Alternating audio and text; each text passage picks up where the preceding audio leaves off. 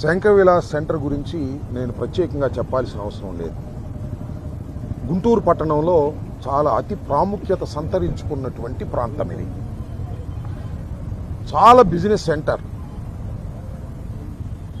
ఈ సెంటర్ ఒక్కరోజు అభివృద్ధి చెందింది కాదు, దినదిన ప్రవర్ధమానంగా అభివృద్ధి చెందింది.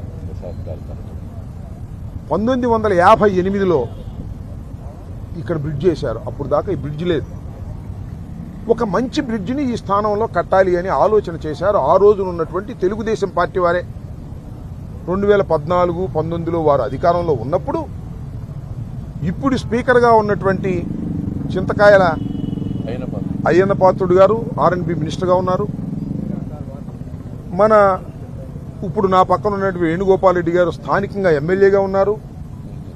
దాంతో పాటు జయదేవ్ గారు ఎంపీగా ఉన్నారు. వాళ్లే ఆలోచన చేశారు, మంచి ఆలోచన చేశారు. దానిలో ఐఎమ్ అప్రిషియేటింగ్. ఈ బ్రిడ్జ్ బదులు ఏ బ్రిడ్జ్ వేయాలి? 2014-19లో మీరు తలపెట్టినటువంటి బ్రిడ్జి కన్నా పెద్ద బ్రిడ్జ్ వేయాలా, చిన్న బ్రిడ్జ్ వేయాలా? సింపుల్ ప్రశ్న.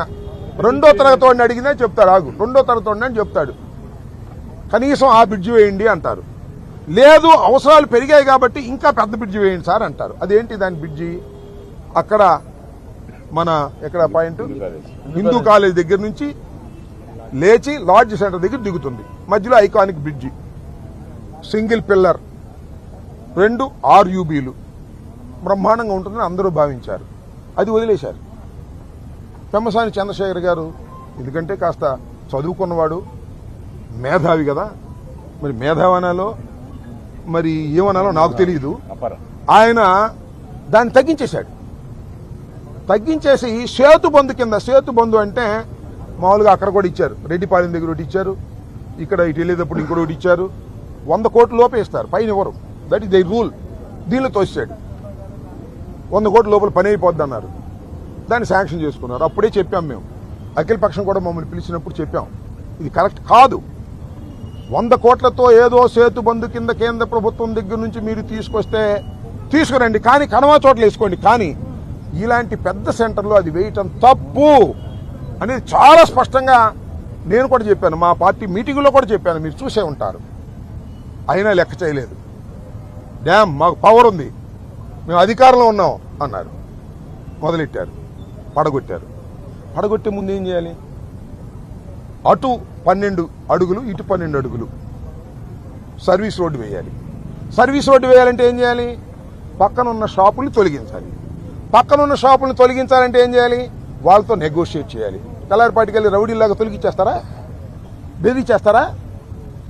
వాళ్ళు నెగోషియేట్ చేయాలి, వాళ్ళ ఫెయిర్ కాంపెన్సేషన్ ఇవ్వాలి, అంతేగా సెటిల్మెంట్ చేయాలి, రీసెటిల్మెంట్ చేయాలి. ఇవన్నీ చేసిన తర్వాతే ప్రజాస్వామ్య పద్ధతుల్లో చేయాలి. 2013లో ఒక యాక్ట్ వచ్చింది, ఎక్విజిషన్ యాక్ట్. దాన్ని తూచా తప్పకుండా ఫాలో అవ్వాలి. ఫాలో అవ్వకపోతే ఒప్పుకోరు. కానీ వీళ్ళు ఫాలో కాల.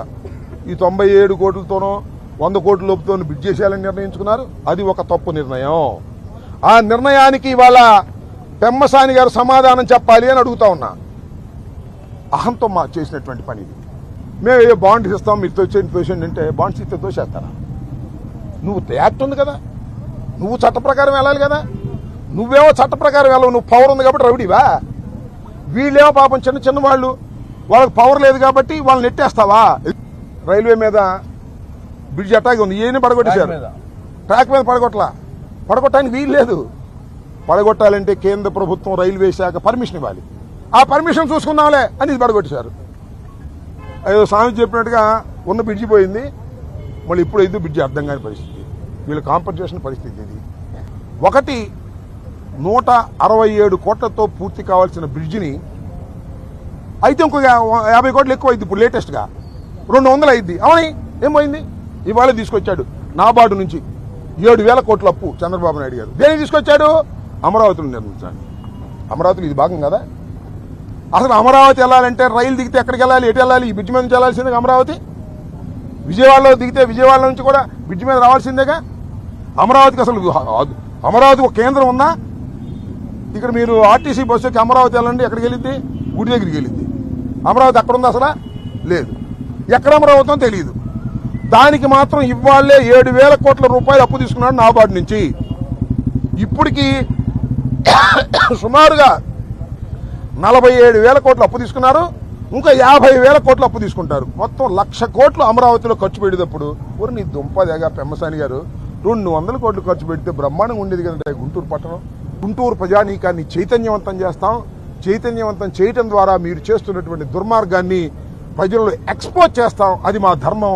ఒక అపోజిషన్గా వైఎస్ఆర్ కాంగ్రెస్ పార్టీ గారిని భావిస్తున్నటువంటి వ్యక్తులు. అందుకోసమే మేము వాళ్ళు రావడం, ప్రత్యేకంగా రావడం జరిగిందని కూడా నేను దీన్ని ఫాలో అవుతున్నాను. మొట్టమొదటి నుంచి దీని గురించి తెలుసుకుని దీని మీద మాట్లాడాలనే ఉద్దేశంతో కొంత ప్రెషర్ని బిల్డప్ చేయాలి వైఎస్ఆర్ కాంగ్రెస్ పార్టీ ద్వారా తెలుగుదేశం మీద, కూటమి ప్రభుత్వం మీద, ముఖ్యంగా పెమ్మసాని గారి మీద కొంత ప్రెషర్ బిల్డప్ చేసి దీన్ని సరైన మార్గంలో పెట్టేందుకు చర్చలకు వారు అంగీకరిస్తారేమో చూద్దామనే ఉద్దేశంతో రావడం జరిగిందని ఈ సందర్భంగా తెలియపరుస్తున్నాం.